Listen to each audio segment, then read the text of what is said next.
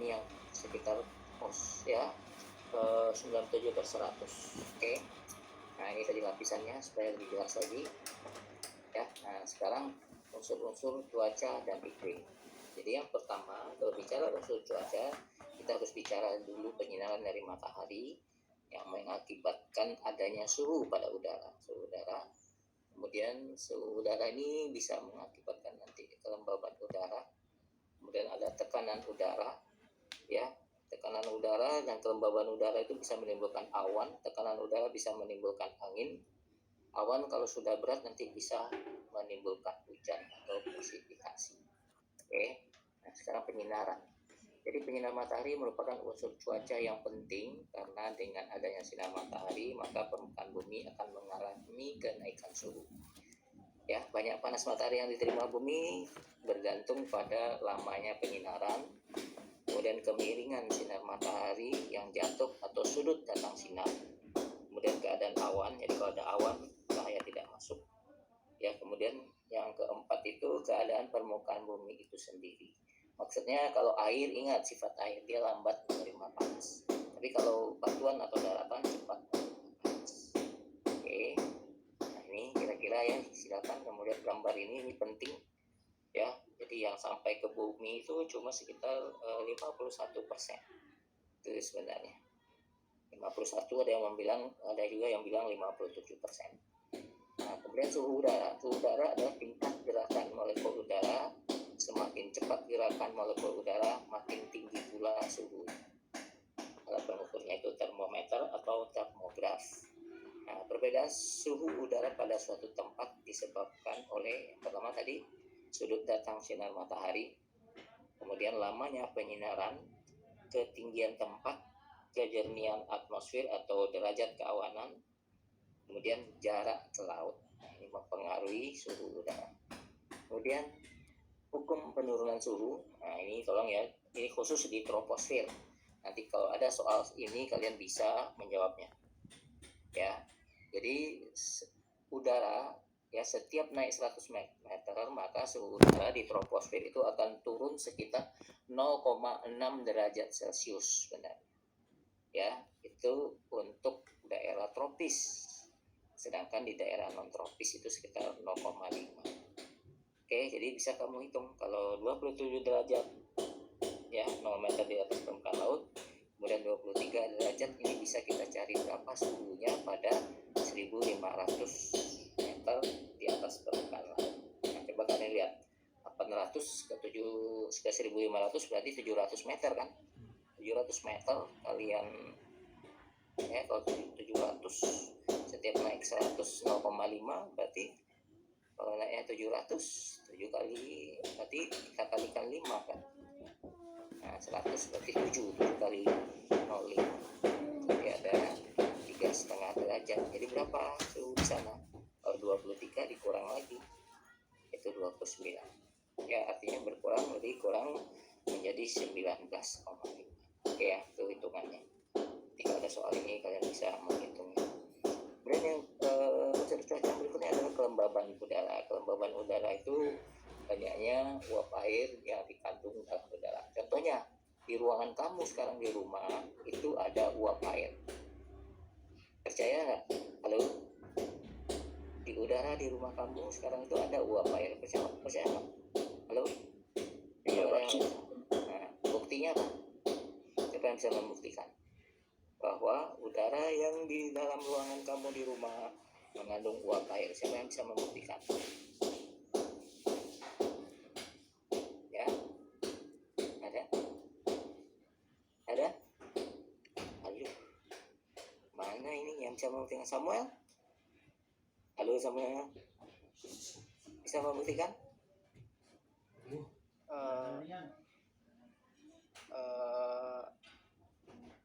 Kurang lebih. Kenapa? Ayo. Membuktikan bahwa di ruangan kamu di dalam rumah itu ada uap air. Gimana membuktikannya?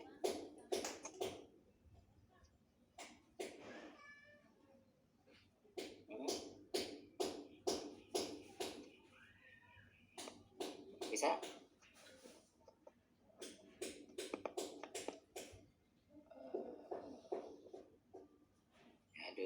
bisa nih semuanya, ayo.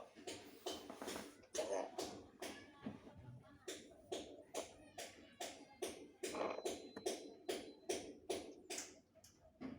Ayo. Oh, coba sambil dari embun di kaca.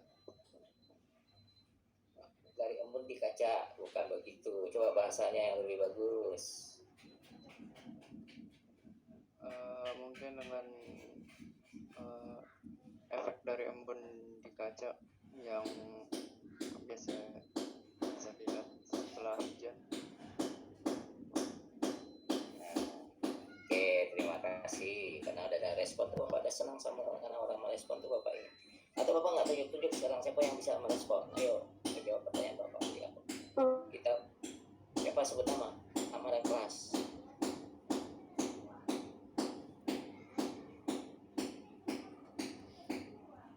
Ayo, mulut ya, atau kurang sedikit dari mulut gelas. Berarti kan nggak tumpah itu kan? Nah, taruh di ruangan kalian itu. Kemudian beberapa saat gelas itu kalian angkat. Basah nggak meja kalian? Nah, itu membuktikannya. Coba bawa ulang ya. Jadi gelas diisi air, diisi batu es. Tapi tidak, gelasnya nggak usah sampai penuh banget. Kemudian taruh di ruangan kamu.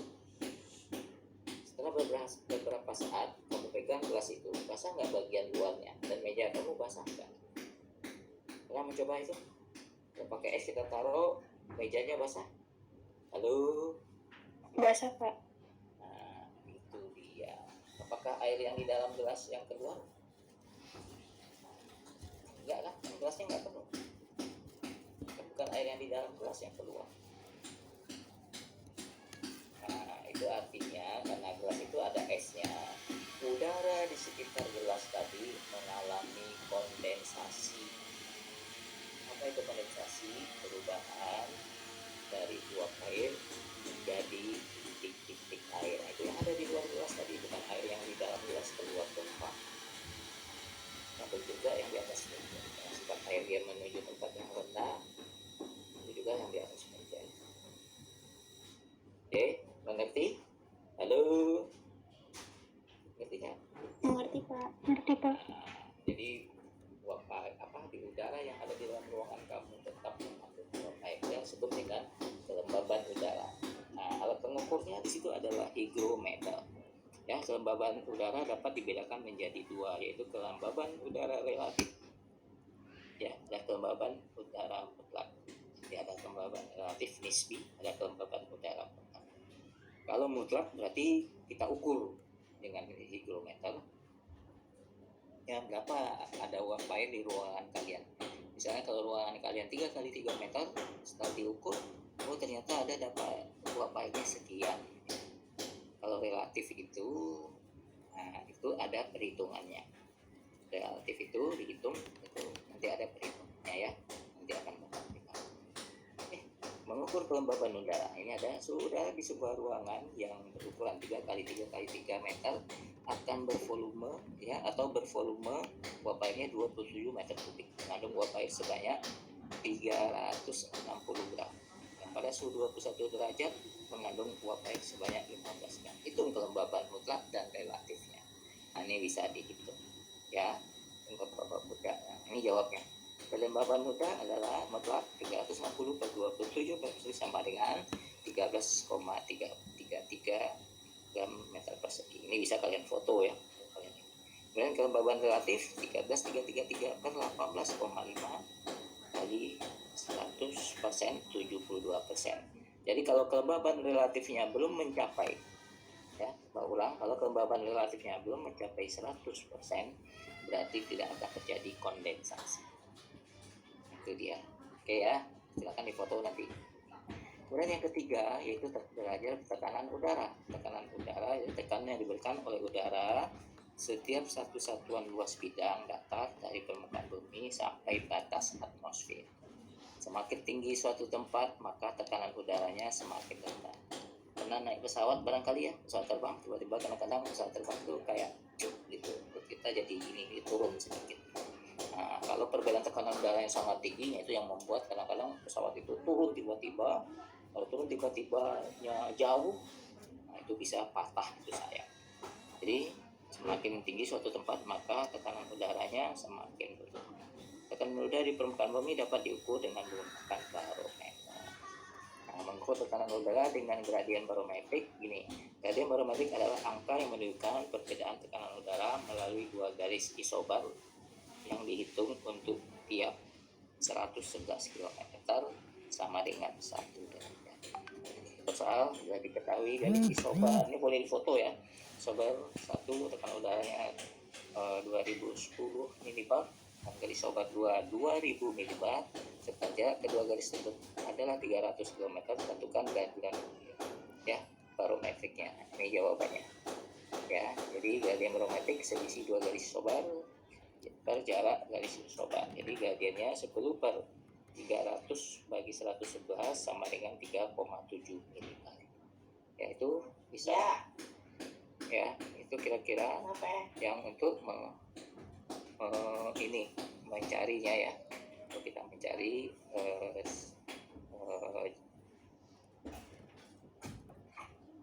ya gradien barometrik. Oke. Kemudian yang berikutnya itu adalah angin. Ya, angin. Jadi kalau angin itu, maksud anginnya itu adalah udara yang bergerak. Nah, kenapa? Karena terjadinya perbedaan tekanan udara di satu tempat dengan tempat lain. Selain memiliki kecepatan, gerakan angin juga memiliki arah. Arah gerakan angin dipengaruhi oleh perbedaan tekanan. Gerakan rotasi bumi yang menghasilkan gaya Coriolis dan gaya gesekan dengan permukaan. Ya, kita sudah tahu angin gitu ya. Jadi angin itu adalah udara yang bergerak. Kenapa udara bergerak? Karena ada perbedaan tekanan. Nah, hukum Boas-Balog mengatakan ya bahwa udara yang mengalir dari daerah yang bertekanan maksimum ke daerah yang bertekanan minimum. Arah angin akan membelok ke kanan di belahan bumi utara dan membelok ke kiri di belahan bumi selatan. Pembelokan ini disebabkan karena adanya rotasi bumi yang disebut dengan gaya Coriolis. Kayak hukum Boas-Balog. Ini ada gambarnya, ya, gambar dari hukum Boas-Balog. Jadi lihat arah angin. Di Indonesia, di seluruh dunia itu arah angin itu akan berpengaruh terhadap itu. Oke ya. Nah, kemudian kita lihat jenis-jenis angin. Ada angin siklon, angin antisiklon, angin pasat, angin musim atau angin muson, angin fon, kemudian angin darat dan laut, angin lembah dan gunung. Nah, kalau angin lembah berarti bergerak dari lembah ke arah gunung. Sebaliknya, ya. Jadi kalau angin gunung itu dari atas menuju ke bawah. Oke ya, itu macam-macam angin. Nanti kalian lihat lagi di bahan ajar. Kemudian awan. Nah, ini bicara awan. Awan adalah kumpulan partikel air yang tampak di atmosfer. Partikel air tersebut dapat berupa tetes cair atau kristal es. Di dalam atmosfer, awan mempunyai bentuk bermacam-macam yang dibedakan atas 3 bentuk dasar, yaitu bentuk berserat, lapisan, dan gumpalan. Nah, ini kan ada dalam soal kemarin ya. Kalian belum paham banget, ini ada dalam soal ya. Jenis awan menurut ketinggiannya. Kelompok awan tinggi itu berkisar 6-12 km, itu awan cirrus ya. Harusnya itu di bahasa Indonesia kan cirrus, harusnya cirrus. Ada cirrocumulus, CI yang ditakutkan orang, takutkan pilot terutama. Ada cirrostratus.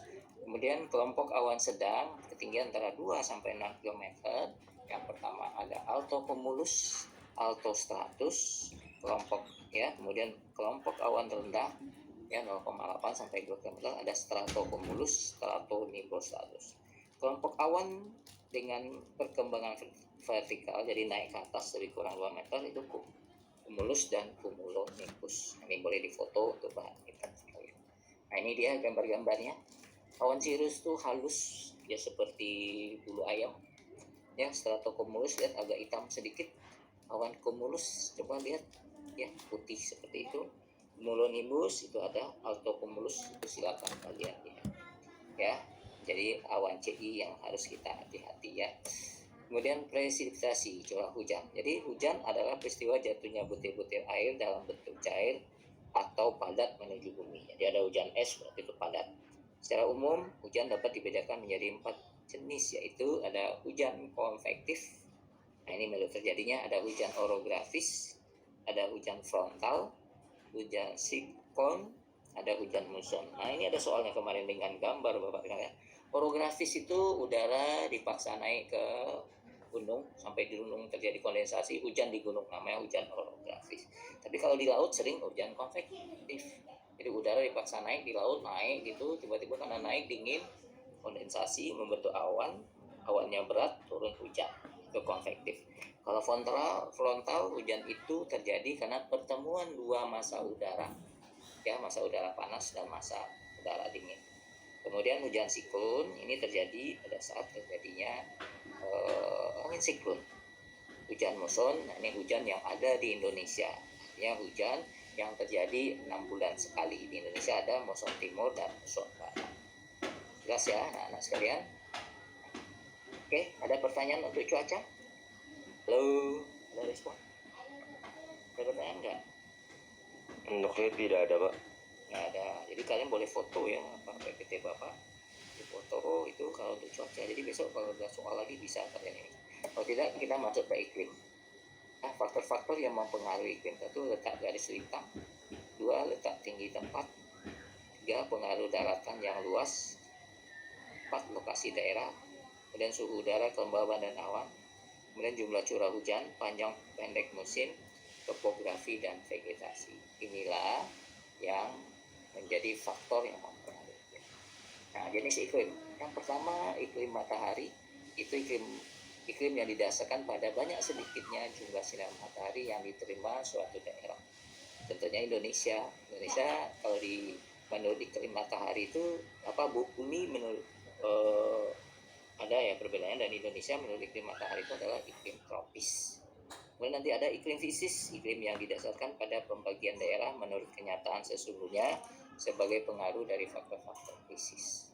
Oke, Bapak lanjutkan. Nah, iklim matahari ini dia. Jadi selama ini yang kalian pelajarin di SD dan SMP ada iklim tropis,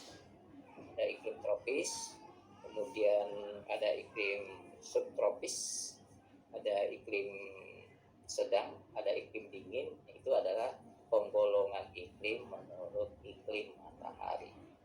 Nah, jadi yang hitam ini kelihatan kursor Bapak ya. Nah, ini yang ini di sini ini adalah iklim tropis kita. Ya, nanti ada iklim dingin di atas ini dia. Jadi di sini ada subtropis, di sini ada batas subtropis.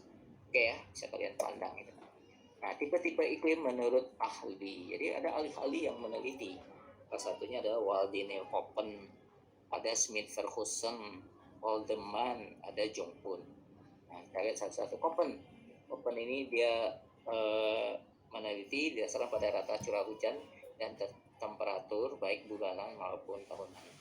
Maka Koppen nanti dihitung, yang A itu katanya iklim tropis, B iklim kering, C iklim sedang, D itu iklim dingin, E iklim kutub. Nah, tapi A itu nanti ada lagi AF, AM, AW. Ya, kutub ada ET. Nah, jadi nanti ada perkembangannya. Itu juga iklim kering ada BW. Nanti akan kita lihat perkembangan. Ya. Kemudian grafik iklim AF, AM, dan AW. Jadi ini dilihat dari curah hujan. Kalau curah hujannya segini, ya ini tabelnya seperti ini grafik. Nah, curah hujan tahunannya seperti ini. Jadi kalau daerah AW berarti curah hujan terendahnya 60 ini ke bawah ini AW. Tapi kalau AM, nah berarti kalian lihat tahunannya itu 2.500, jadi 1.000, 2.500 seperti itu. Oke ya. Kemudian Smith Ferguson. Nah, ini didasarkan pada banyaknya bulan kering dan bulan basah. Soal ini ada kemarin. Bulan kering itu apabila curah hujannya kurang dari 60 mm. Kalau bulan basah itu lebih dari 100 mm. Nah, ini contohnya. Kemudian dia golongan A itu sangat basah. Ini ada rumusnya.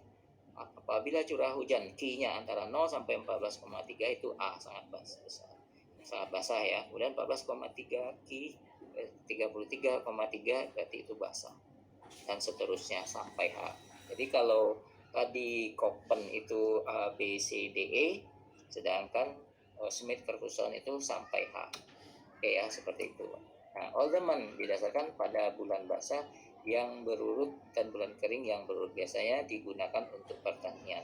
Jadi dia ada zonanya sama dengan Koppen sampai zona E, tapi perhitungannya berbeda. Kemudian Donghun ini itu didasarkan pada ketinggian tempat, digunakan untuk menentukan jenis tanaman yang tumbuh. Kalau iklim panas berarti ketinggiannya 0 sampai 700 meter, bisa padi, tebu, kelapa, dan jagung. Kemudian kalau sedang sampai 700 sampai 1500 itu ada kopi, teh karet, dan kino. Iklim sejuk 1500 sampai 2500 itu pinus dan cemara.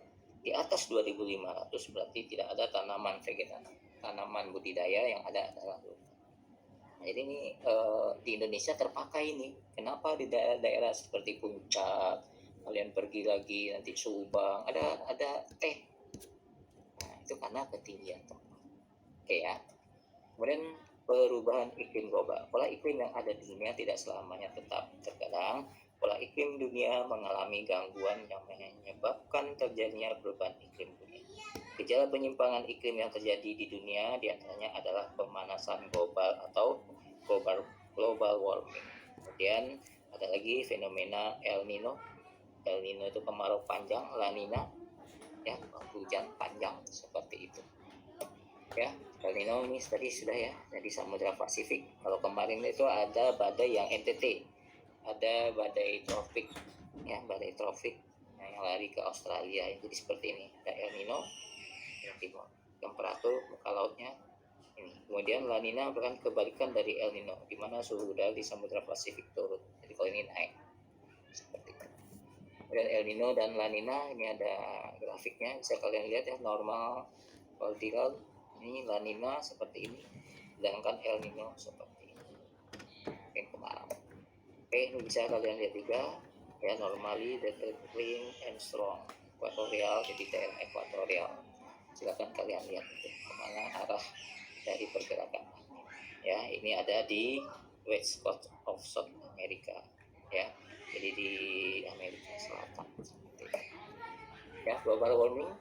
Global warming itu adalah pemanasan global, atau global warming merupakan suatu peristiwa yang sedang dialami oleh dunia saat ini, di mana suhu udara di permukaan bumi semakin meningkat karena adanya aktivitas yang dilakukan manusia yang menyebabkan sinar matahari yang memancar ke bumi tidak dapat dipantulkan kembali ke angkasa. Ini yang kadang-kadang disebut dengan efek rumah kaca. Ya, efek rumah kaca ini dia. Jadi sinar dari matahari bisa masuk, cahaya itu kan sinar, cahaya matahari masuk. Kalau cahaya masuk, kemudian karena adanya polusi, cahaya apabila bersentuhan dengan permukaan bumi itu akan berubah menjadi kalori, menjadi panas.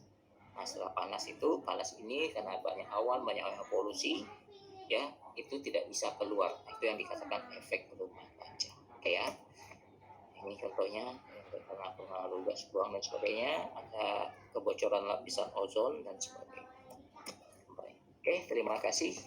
Sekali lagi Bapak beri kesempatan ada yang bertanya, karena untuk mau